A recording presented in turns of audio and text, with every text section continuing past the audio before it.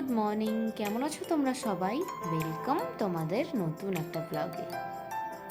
বিগত 2-3 দিন ধরে এত সুন্দর বৃষ্টি হচ্ছে, ভাবলাম আজকে সন্ধ্যাবেলা একটু পকোড়া বানানো যাক।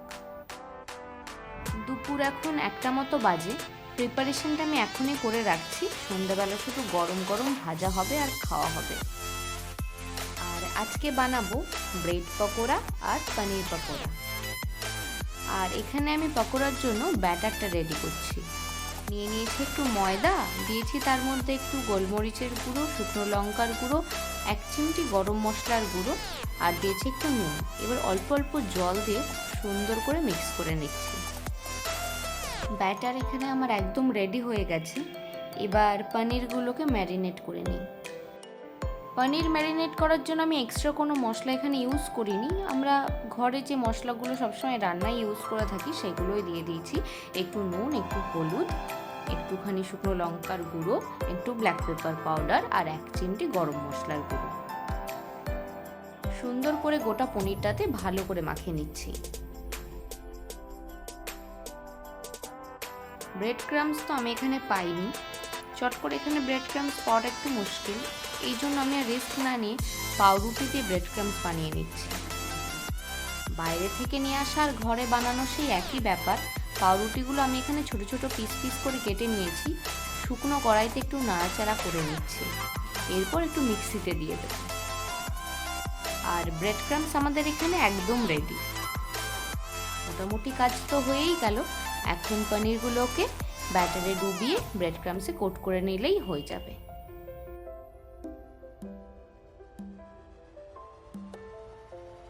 আর এখানে একটা পনিরকে ক্রাম কোট করার পর আমার মনে পড়েছে যে ব্রেড ক্রামের ওপর আমি নুন বা গোলমরিচ কিছুই দিইনি, তাই সেটাই দিয়ে নিলাম।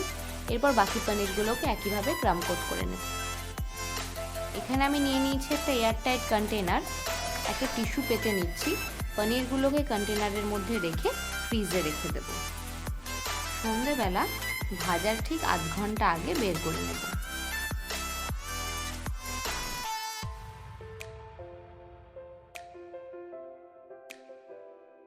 ব্যাস, পনিরগুলোর ব্যবস্থা তো আমি করে ফেলেছি।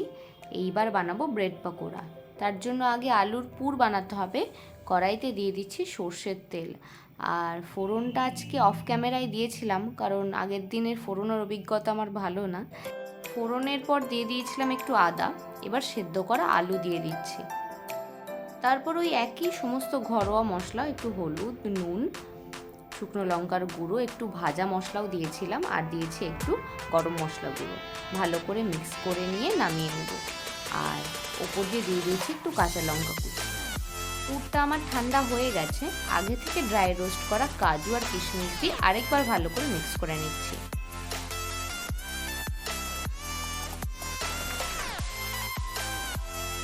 পাউরুটির একটা সাইডে খুব ভালো করে আলুর পুরটা আমি এখানে দিয়ে দিচ্ছি।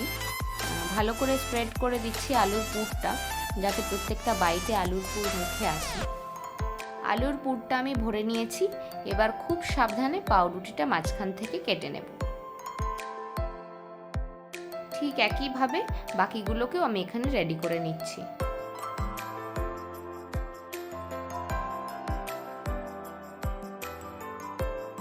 পুর ভরা এখানে আমার হয়ে গেছে। এবার হবে ক্রাম্ব কোটিং। খুব সাবধানেই কাজটা করছি। মাঝে মাঝে একটু ভেঙেও যাচ্ছে, আবার ভয়ও লাগছে। একটু হালকা হাতে করতে হবে। প্রথমটা করতে একটু ভয় লাগছিল, পরেরগুলো করতে আর তেমন কিছু মনে হচ্ছে না। বেশ ভালোই লাগছে এখন ক্রাম্ব কোটিং করতে। আর এখানে আমার ব্রেড ক্রাম্ব একটু কম বলে মনে হচ্ছিল, এই জন্য ঘরে ছিল আমার একটু টোস্ট বিস্কুট, সেটাকে আমি মিক্সিতে একটু ঘুরিয়ে এর সাথে মিক্স করে দিয়েছি। আলুর পুর এখানে কিছুটা বেঁচে গেছে, নষ্ট করে কি লাভ। ওটাকেও একটু ব্যাটারের মধ্যে ডুবিয়ে ব্রেড ক্রামে একটু ঘুরিয়ে নিই, ওটারও একটা পকোড়া হয়ে যাবে।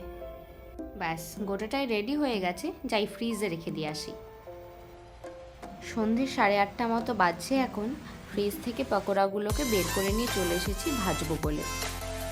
একটু ভয়ে ভয়েই ফ্রিজে রাখছিলাম কেমন থাকবে কি না থাকবে। যাক, সবগুলো ঠিকঠাকই আছে।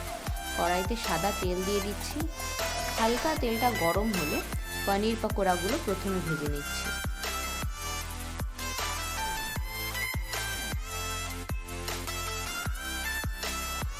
পকোড়াগুলো সুন্দর গোল্ডেন ব্রাউন করে ভাজা হয়ে গেছে, এবার একে একে তুলে নেব। পনির পকোড়াটা আমার ভাজা হয়ে গেছে, এবার একে একে ব্রেড পকোড়াটা ভেজে নিচ্ছি।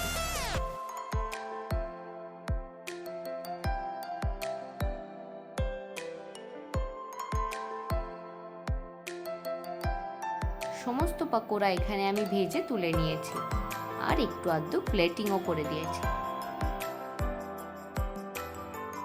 পকোড়ার সাথে ছিল একটুখানি থামস আপ, যেটা না হলেই নয়। চাটা আমরা বিকেলে খেয়ে নিয়েছি, এর জন্য আর চাটা নিয়ে নিই। দেখা যাক আশিস খেয়ে কি রিয়াকশন দেয়।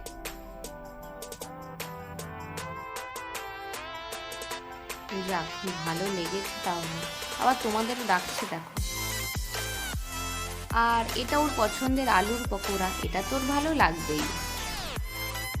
আর পনির পকোড়া মুখে দিয়ে ওর অবস্থাটা দেখো, ভালো বলার ইচ্ছে নেই, তাও কষ্ট করে ভালো বলছে।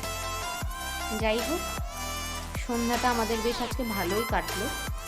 আর আজকের ব্লগটা এই পর্যন্তই থাকছে, দেখা হচ্ছে নেক্সট ব্লগে।